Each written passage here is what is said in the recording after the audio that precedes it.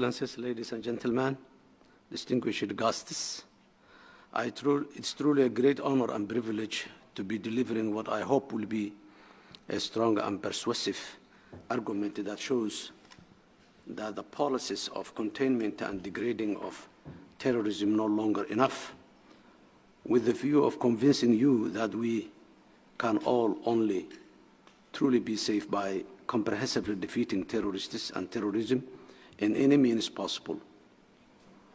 Were better for me to make this, thank you, were better for me to make this important and timely case than the internationally renowned Center for Strategic and International Studies right here in Washington, D.C. It is indeed a pleasure to be back in CSIS. I last participated in this statement forum in January 2013, where I spoke the future of governance of Somalia. At that time, there was no Shabab in Somalia. Today, like 2013, my argument is simple. Somalia has become a long way from a period of state collapse and lawlessness, yet we still have further to go and still face many challenges as we strive to once again stand tall and firmly on our 2 feet. One cannot imagine how broad the Somali people are and how throughout our rich history we have sought to stand firm and tall against all odds, even if it meant turning on each other, which we now deeply regret what we have done in the recent past.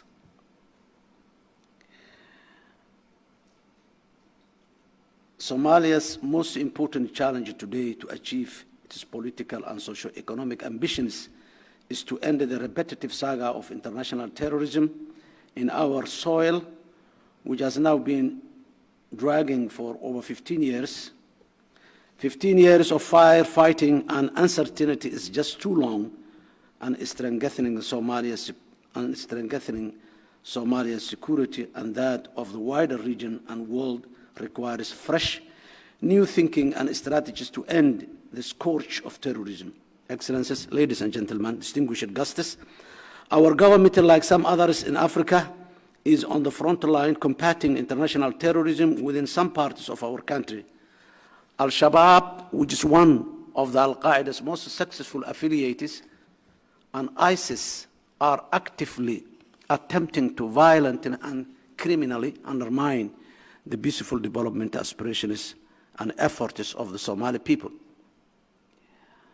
While ISIS is relatively new and small in Somalia, the fundamental question that we must ask ourselves is why, after 15 years of the fight against terrorism, with billions of dollars spent and countless lives tragically lost, and even more sadly wounded, traumatized, is Al-Shabaab still alive?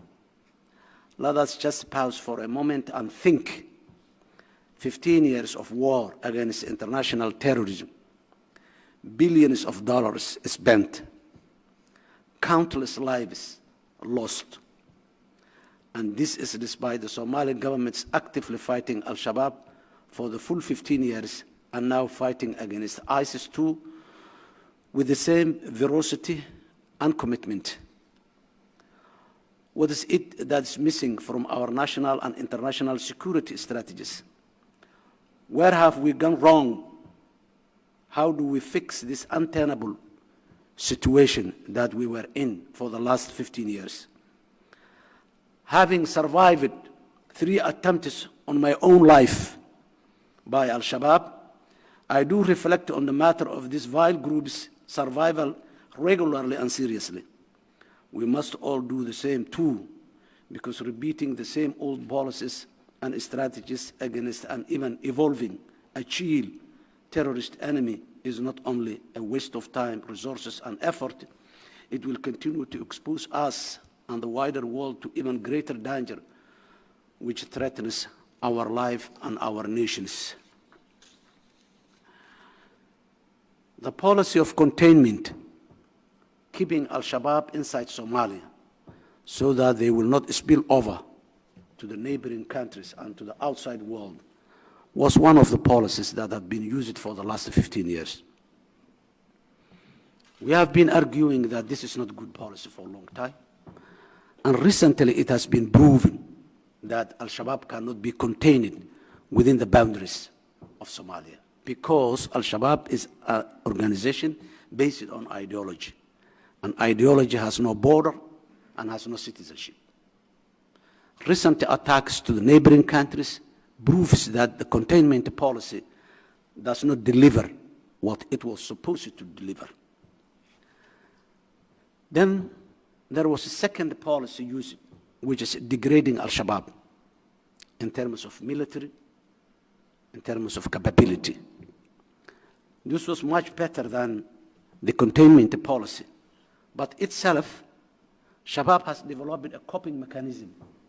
When you destroy today a training camp, in a few weeks' time, the training camp is there intact again.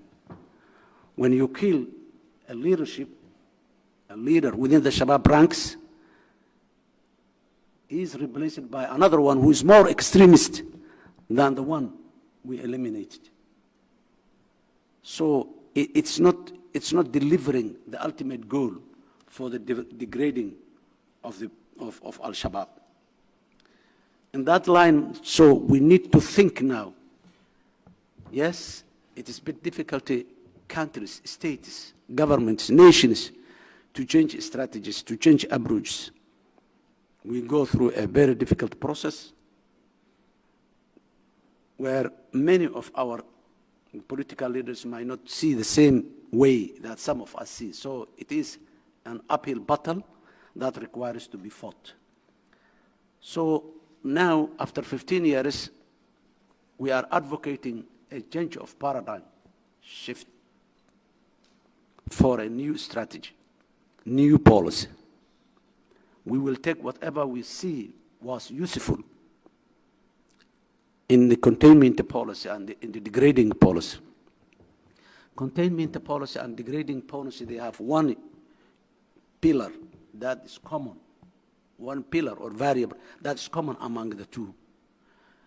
That two policies, they were only military-based, fighting with Al-Shabaab, with the sophisticated arsenal and technology.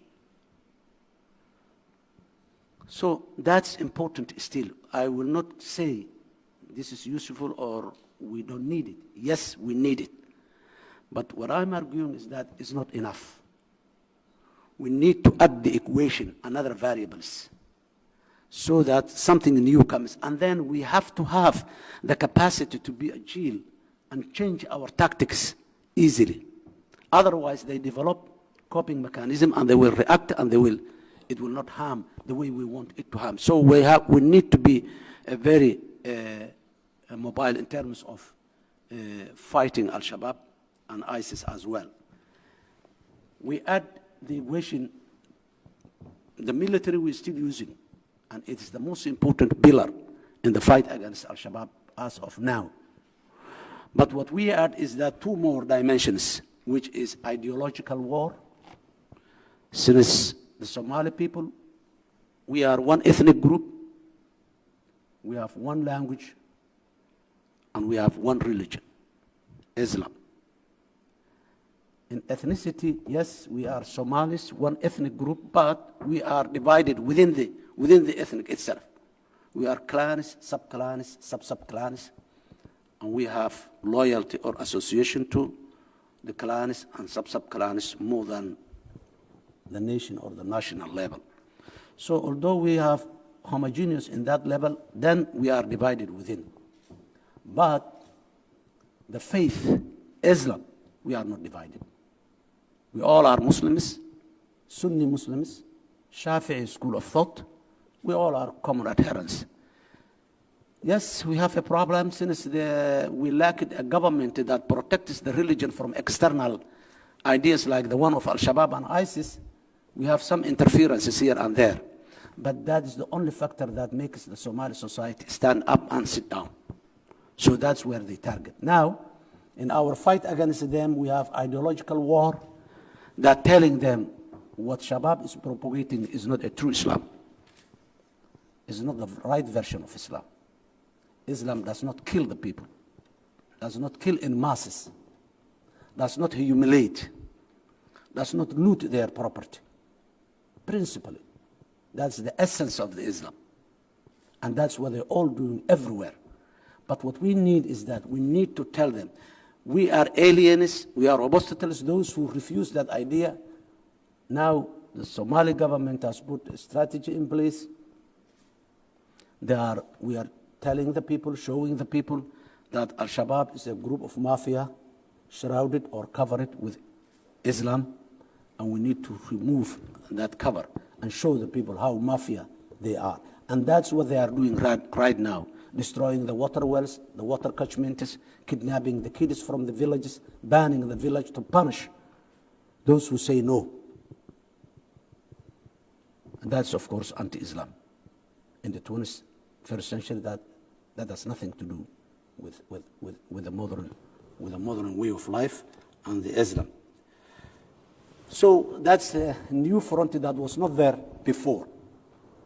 It has its own media strategy, it has its own communication strategy, it has another, besides the Islam, another element of patriotism.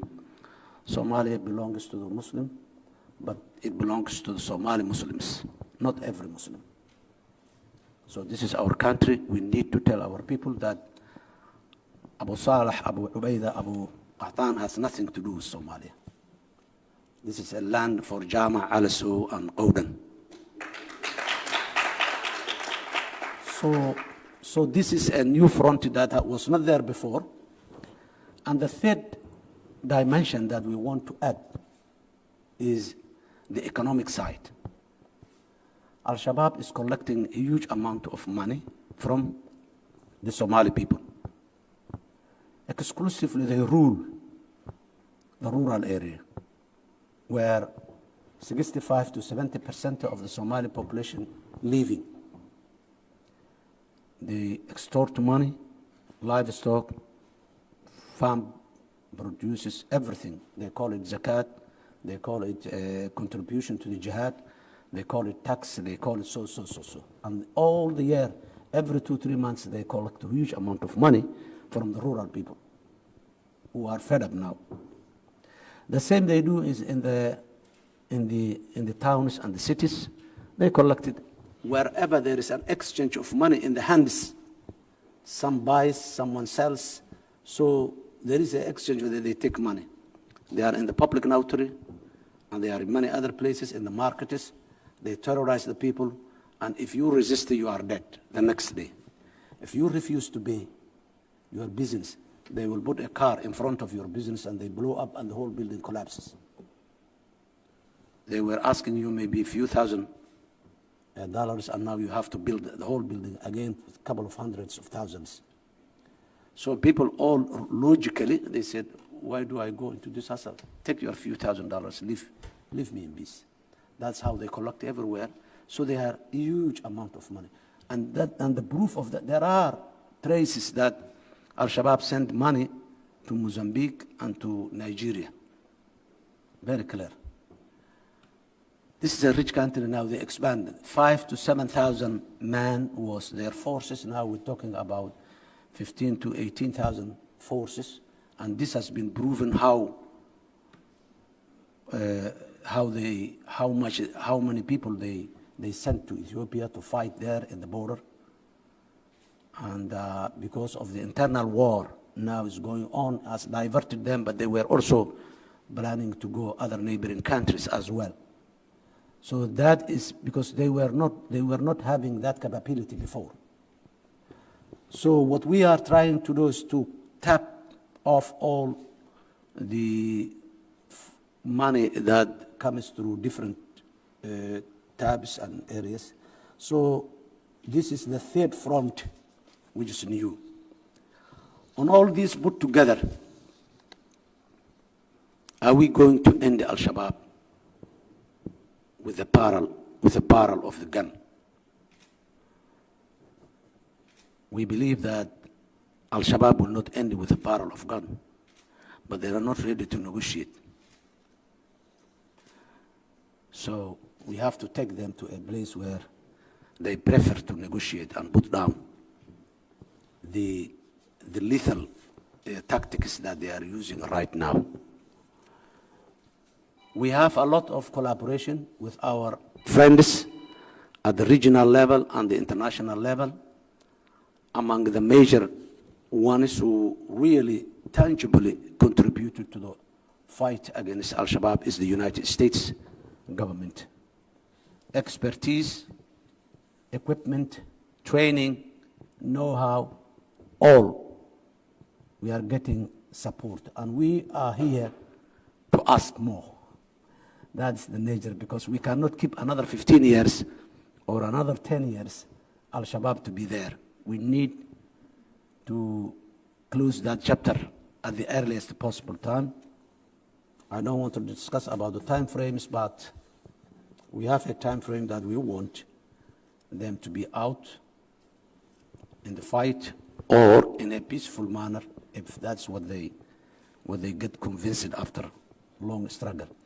This is where we are, Excellencies, and I'm very glad to be here with you today and share with you where we are and what we are willing to do.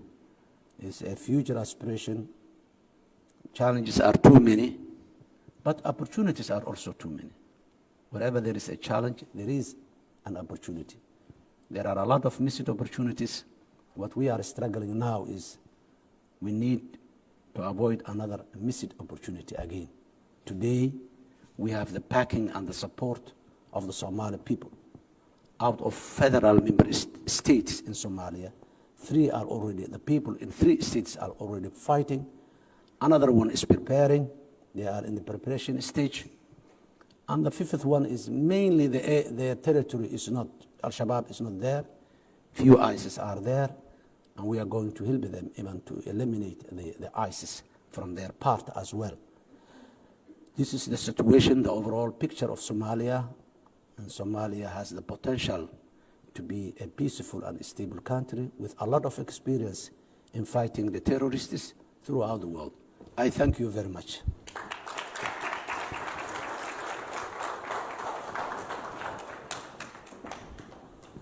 Mr. President, excuse me, thank you very much for your remarks. They actually lay out the foundation of our conversation today. First, we'd like to talk about security, which you focused quite a bit on. This is the 2nd time you are leading Somalia. So you are, I think, the most knowledgeable person about the issues that your country faces today. Al-Shabaab insurgency continue to really affect every dimension of life in Somalia. You have focused a lot on the kinetic side of things, military operations. You also mentioned ideological war, the ideology war that you want to take to them. But we still have a few questions for you. One being that from your vantage point, having led the Federal Republic of Somalia before, how do you see Al-Shabaab and the issue of security change since you were in office last? What lessons have you drawn from your experience and having stepped away for a little bit and coming back? And the other question is how, in these kinetic operations that you're undertaking now, herders and a lot of the communities have been really engaged in fighting Al-Shabaab. How do you intend to protect them? Thank you very much. What I was saying and discussing right now was something based on our past experience. I was there in 2012, 2017, and that was the policies that we have been applying those days. We've liberated Al-Shabaab from many districts throughout Somalia, and still those districts are free from Al-Shabaab when it comes to the town or the city. But because of the resilience, because of the coping mechanism they developed, I was telling that, and because of their occupation in the rural area, you cannot move between the towns. They are there in the jungle, putting mines in the roads, making ambushes, so the people cannot move, goods cannot move, only goods will move where they want. So people are leaving.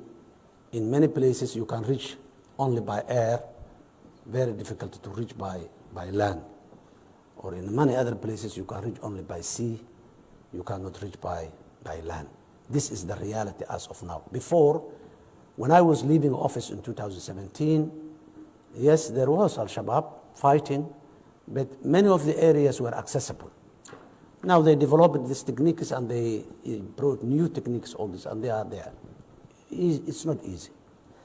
So what we have realized is that the only way out is to cut the head of the snake.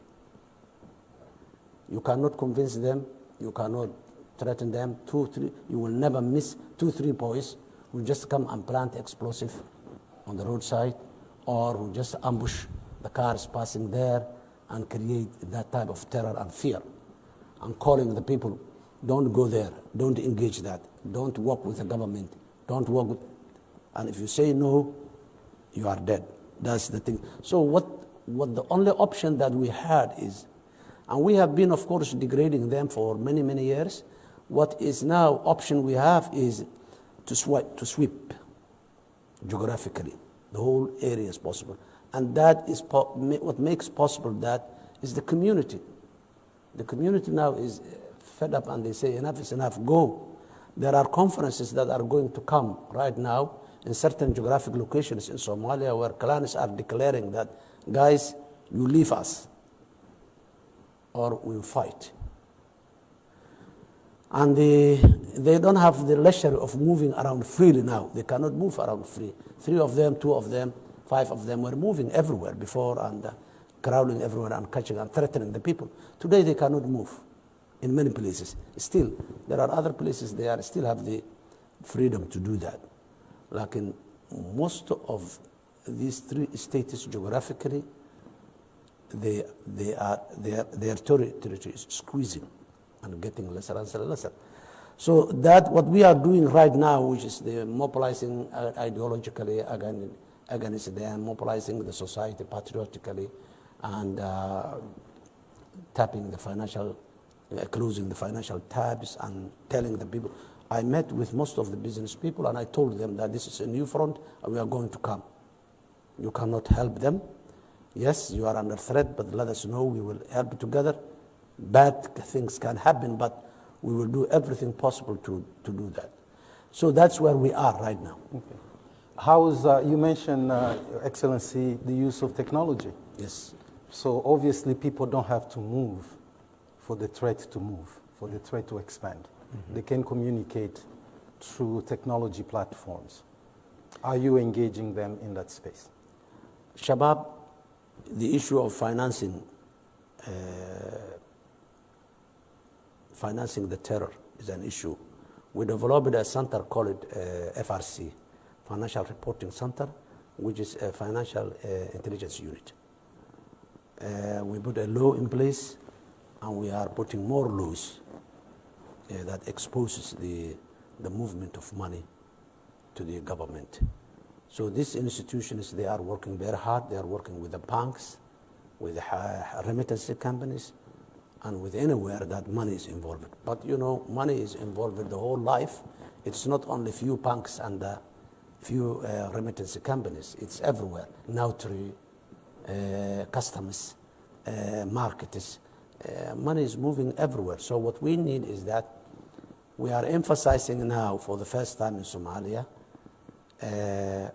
putting the BIN, personal identification number, which was not there before.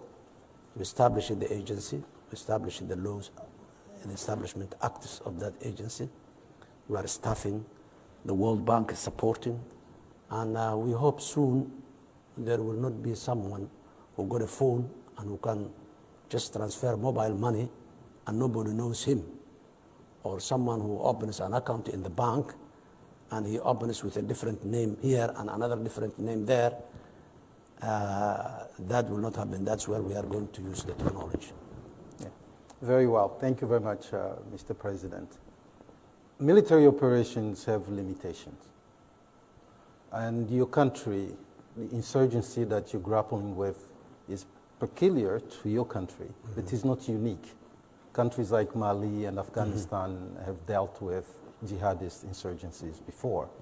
And in those situations, there've been calls Yes. for all the other options. Yes. One option, of course, is to talk to the enemy, quote unquote. Do you have plan to engage with Al-Shabaab and the affiliate for peace, in peace talks, and as a way to move the country forward? Because after all, just from your remarks, it's clear that they're very integrated in various parts of your society. Of course, we don't want the peace negotiations of Afghanistan and where it ended up. That's the one we advocate. But our doors are always open. We have a lot of defectors who left Al-Shabaab, senior ones, and some of them are even promoted to ministerial level now. Some of them, they are security officers.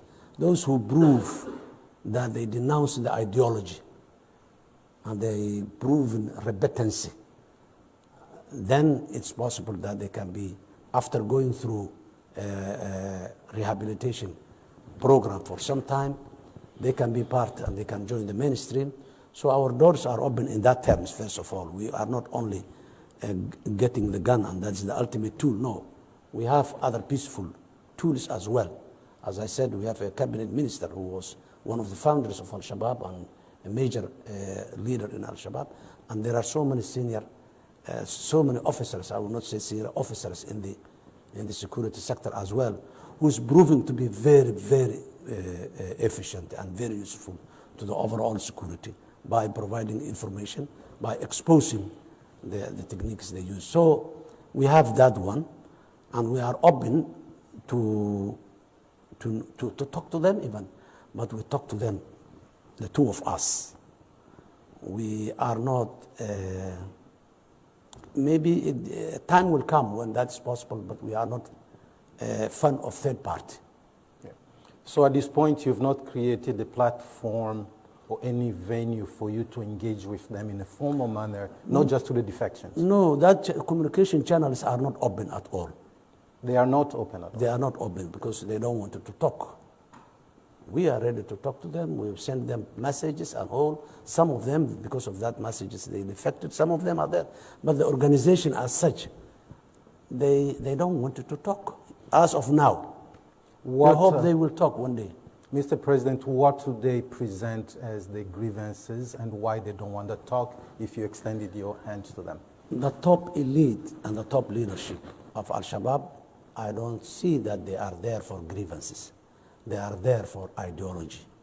But there are people who joined them because they have certain grievances. Their clans were oppressed by bigger clans, or they have been given a hard time by the government, security forces, or by so many different people are there who has grievance, who joined Al-Shabaab because they have grievance.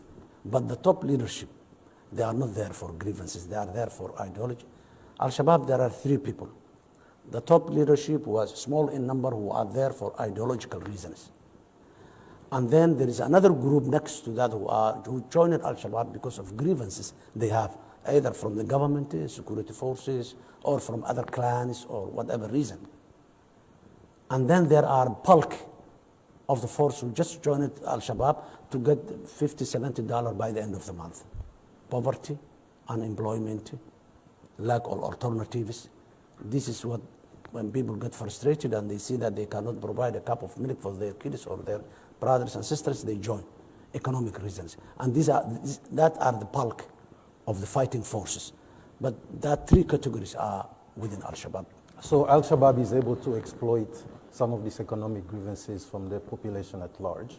Well, yeah, economic grievances, the poverty, yes. Those who join, who join for the sake of, salary, salary, yes. So you did mention investment, your program for investment. We'll come back to that in a minute. Mm-hmm. But to go back to the exploitation of grievances from the population at large, you mentioned the ideology war that you're going to wage. Mm-hmm. How is that working?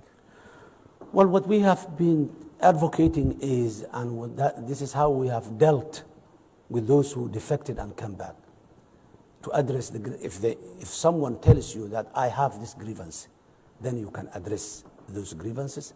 Either you can give compensation, you can give promises, you can give alternative opportunities that he can do it. Also, there was a 10-year civil war in Somalia. Everybody was killing everybody. So there are a lot of grievances which are not settled here. Political grievances, revenge, economic grievances, property, given people who have lost their property, and the property they feel that someone else is still holding. But what we are advocating right now, and we're establishing a special envoy and a committee, is the reconciliation.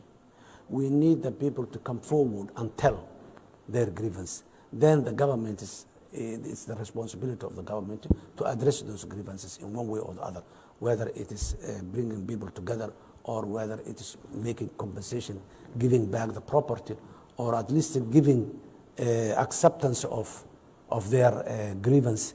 Whatever means possible, we are ready to solve. But what we want is that 30 years is a long time, and most of those grievances are grievances that were there for 20 years, 25 years ago. So what we need is that because of this mechanism now we're establishing under the leadership of a very prominent figure in Somalia, we want people to come, and we told them to come forward and tell the grievances that they had. If it's economic grievance, poverty, unemployment, that's true for all. We have massive youth who are unemployed, but who didn't join Al-Shabaab. But it's a risk, they are a risk group. Okay. Speaking about Al-Shabaab still, the Biden administration recently announced that it was redeploying forces to Somalia and resuming kinetic strikes in your country. How is this presence and these strikes viewed by the Somali people? And do you believe that they are the best or most effective response to the threats posed by Al-Shabaab? The partnership with the United States is important for two major reasons or areas. One is the United States is a powerful country who has all the means and facilities to support, whether it's equipment, whether it's advice, whether it's training, whether it's financial support, whatever. That's one. There is another area that the United States is important partner. Being a partner with the United States, you are going to have more other partners that just join us because the United States is there. The credibility and the influence of the United States, particularly in our region today, is still a very, very important and influential in the Horn of Africa and in the Gulf states all. So United States have proven to be a very reliable partner for Somalia. And we are very much confident that we will further improve those partnerships. Thank you very much, sir. So let's talk about peace. Mm-hmm. We talked about security and kinetic operations. Yes. Let's talk about peace, because that's a different side of the equation. Yes.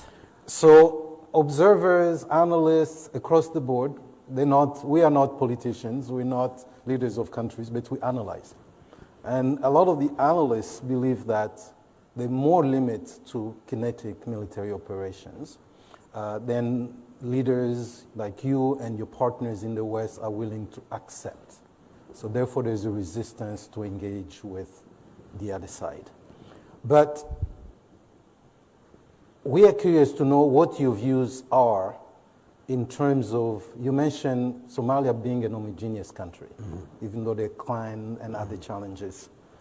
So that's in many ways is a low-hanging fruit in terms of building national unity, in theory, right? In theory, we imagine Somalia being like Norway. Everybody speaks the same language, just different region perspectives. So we are curious to know about your plan to promote reconciliation. Yes. You referred to reconciliation a few moments ago. Yes. But what is your plan? And as a culturally, linguistically, and religiously homogeneous country, your national unity is actually a tremendous asset, as it should be in any other country. So why has it been hard for Somalia to achieve national unity? What initiatives and programs is your administration going to put in place? Well, going back to my background, I was involved in peace building.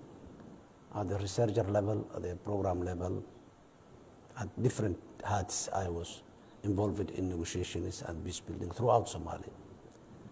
There are 92 districts in Somalia, and 70 plus districts I have visited by talking to the people, asking them just to know what are their grievances, how do they want to rebuild their communities peacefully, how do they reconcile. What we have identified is that the Somali society, as I rightly said, is clans and sub-clans and sub-sub-clans. Those are very localized area, and each localized area or district or whatever has its own traditional rules, which works for them. That's one area. The other area is the reconciliation that is needed at political level. So what we need is that reconciliation is not possible unless we build a mechanism that makes the reconciliation happen, and then when it happens, it makes a follow-up to make sure that it is sustained. Otherwise, it's going to, we have seen in many times, some of my colleagues sitting here were part of that. We worked the reconciliation of a particular area for 6 months. We were there in the rural area, and many times we risked our life by people fighting over us. So we resisted and we stayed there for 6 months to make those communities agree. We succeeded. We bring them together, negotiation after negotiation, getting one after the other. At the end, after 6 months, we succeeded that they reconciled all the issues, all the grievances within has been resolved and agreed. At the major level, and then we left. While people get back together, they are using the same water wells, they are grazing together in the grazing land, so everybody was very much comfortable. We left. After 2-3 months, I remember exactly when, it was around 2-3 months, a young boy saw while he was fetching his camel in the water well, he saw the man who killed his father. He killed the man as a revenge. In that stage, when there is a functioning state institutions, the killer is called a killer, a murderer, and he is taken and put into a court of law, and then that issue is resolved through legal means. But when there is no such court of law, when there is no such state institutions in place, it doesn't become so-and-so who's a criminal. It becomes clan X killed clan Y. And immediately everyone gets his gun and say, how can we be killed by so-and-so? And the whole thing erupted again. More people died. People again separated. So it was that kind of firefighting. And in many places, still it is. Although experience has sometimes people gain it, and elders have got some experience. And some areas, the rule of law has rigid, but the rule of law has not rigid all over Somalia yet. So that's the social reconciliation, the society among them. What I envision is that we need to put structures within the local governance system that continuously involved in reconciliation, bring them together. Whenever firefighting is necessary, firefight. But after that, bring them people together. Make sure that they go.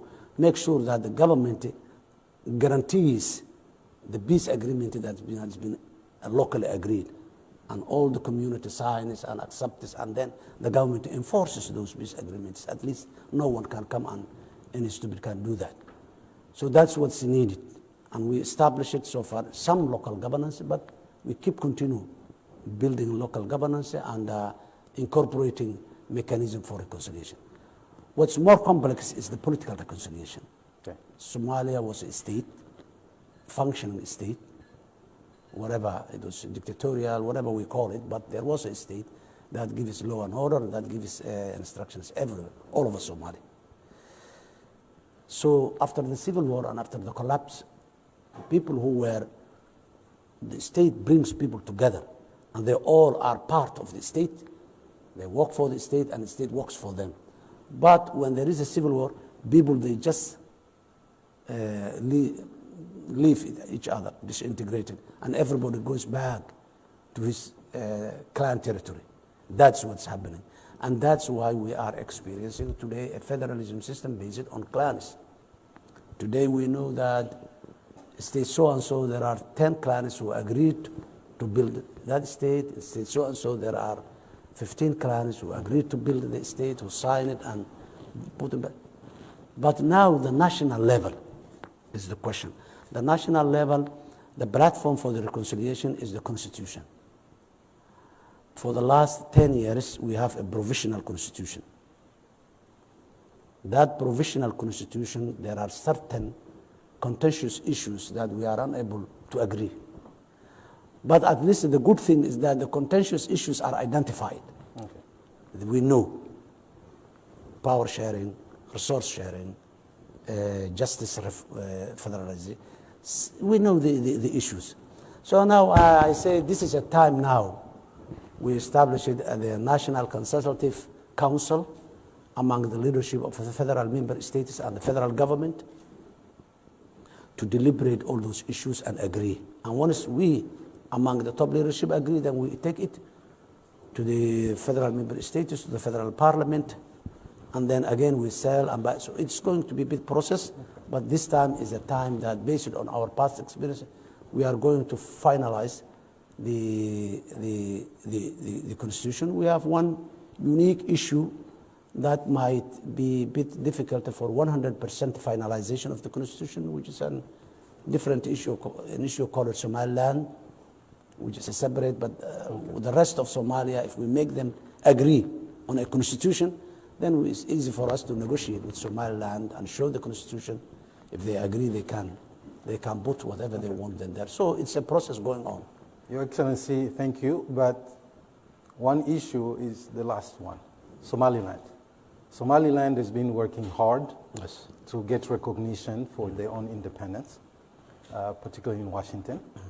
And I think this is a dividend for them because of peace and stability on that side of that region. So what is your position for the future of Somaliland, and are there steps that you're taking to recover that national unity? Well, you're right.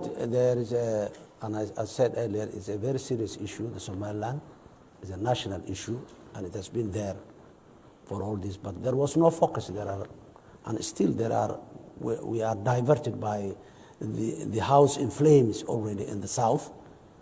So, but in my last term, when I was in power, we have started negotiations, and we have 2-3 negotiations, which was good to be sitting together and dialoguing, but the results were very limited.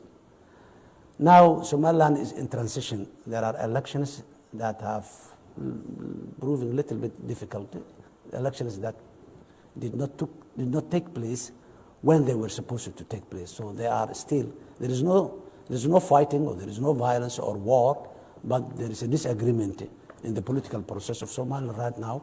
So we want to give them space. But once that is ended, we kickstart again the negotiations that we had with them. Are you fully engaged in negotiation with them now? Not now, because still I said they are in transition. We talk to them, the leaders, the sitting leaders and the opposition leaders.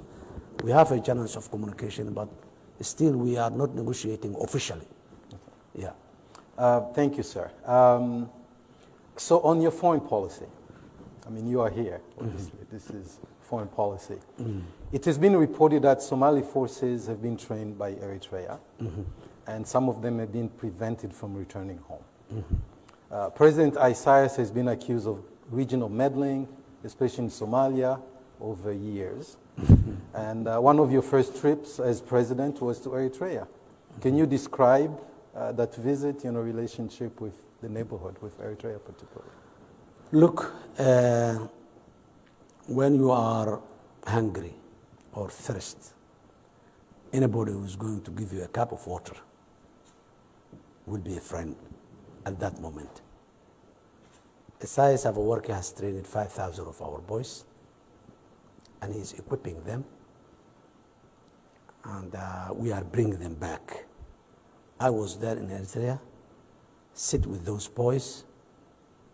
An operation like that, there is always mishaps here and there, but what we have seen there is a good intention and forces that were trained. We want, in the last couple of years, a difficult political transition.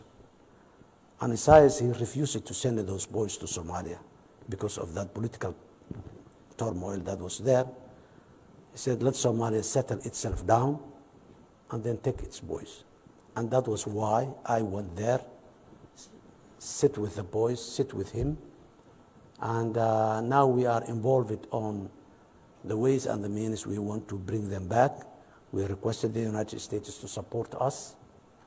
And soon we will bring them back, and I'm sure they will contribute the war against Al-Shabaab. Thank you very much, sir. Your neighbor to the south, Kenya, just elected a new president, Mr. Ruto. How do you see your future relationship with that country over issues of security? They've been complicated issues, economics, and also humanitarian situations. Look, our neighbors, our immediate neighbors, Kenya, Ethiopia, Djibouti, we don't have any choice other than to have a very good relationship with them. And that's what we are working. It's a matter of principle. Besides that, Somalia's foreign policy is have a principle, one of its own principles established on it is zero enemy outside. We don't want to have any enemy outside Somalia. Someone can see Somalia as an enemy by his own reasons, but for us, we don't have enemy outside. We want all the world to deal with us in a business. That's all. Our neighbors, Kenya, Ethiopia, Djibouti, they are contributing the fight against Al-Shabaab, the liberation of our country. Their boys are dying there. And the most precious gift that what can give you is his life. These countries, they are giving the life of their boys just to see Somalia safe, which is the interest of Somalia as well as their interest as well. Because the terrorist organizations, they can move everywhere. So we had, in my last term, I had very good relationship with the government of Kenya as well as with Ethiopia and Djibouti. And as I came now, I have the same relationship still. And I'm building more engagement, economic engagement. Somalia is going to join the East Africa community soon. We have a very good relationship, commercial relationship, trade relationship between us and Ethiopia, as well as, and Djibouti is a very brotherly country that we have also. Djibouti is a small country, but it is contributing our cause more than its capacity. So we have very good relationship with all our neighbors, and we want to maintain that good neighborly. Yeah. Thank you very much, Your Excellency. So much also has been said, especially in a town like Washington, D.C., about great and middle power competition across Africa. And the Horn is one of the places. Yes. Djibouti, of course, is one of the epitomes of great power competitions. Much has been said also about the investment that the UAE and Turkey have made in Somalia. Can you comment about those and how? Well, one thing, UAE has invested parts of Somalia, like Somaliland, Puntland, and they are investing more now in the southern Somalia. We have new agreements with them for investment, for supporting our security. So UAE is one of among our major partners. For us, we take the policy that we don't want to politicize the development. Somaliland, however, they said we seceded, we are a separate country, we all this. We don't want to use our diplomatic muscle for the development in Somaliland, for the trade in Somaliland. Infrastructure was built there. We are very happy. We write a letter to those governments who are supporting. We requested whatever they need.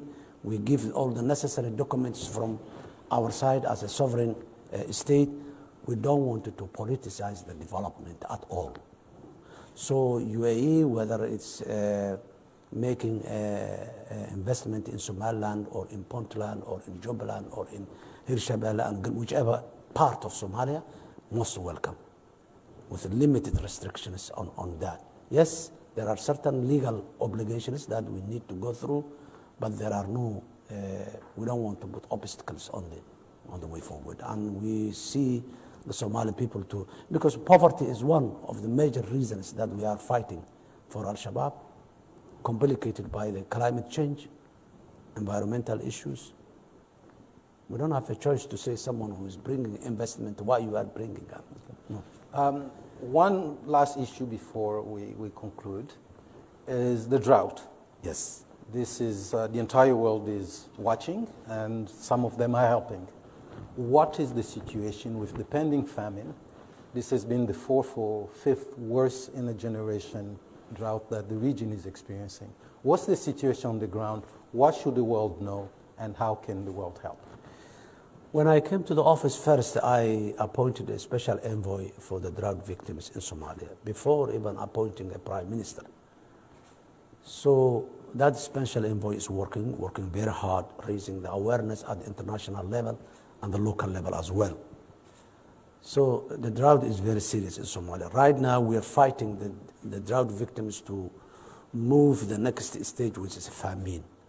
We are in a famine prevention stage right now. And yes, it is a bit difficult, but it's working. In certain geographic locations of Somalia, the risk is very high to announce a famine. Announcing famine or declaring famine itself is a very difficult situation that does not affect the famine victims only, but halts the development, it changes the perspectives and everything.